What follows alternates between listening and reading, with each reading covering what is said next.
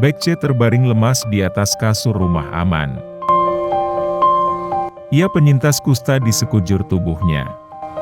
Kondisi rumah aman bagi penyintas kusta di Kelurahan Jongaya, Makassar, sungguh tidak aman bagi kesehatan mereka. Mau diperbaiki rehab, ya, ini mau diperbaiki semua tuh, supaya anggaran masuk, Pak. Hari ini kita melihat apa namanya ini? Rumah aman. Rumah aman di kompleks ini penderita penyakit kusta.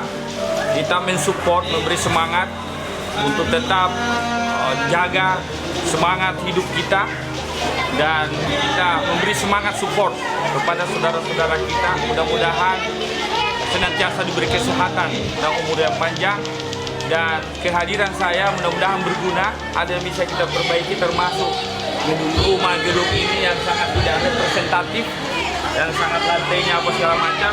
Mudah-mudahan saya akan berkoordinasi dengan dinas terkait untuk kemudian memperbaiki di tempat, sehingga betul-betul saudara-saudara kita yang tinggal di sini merasa juga diperhatikan oleh pemerintah.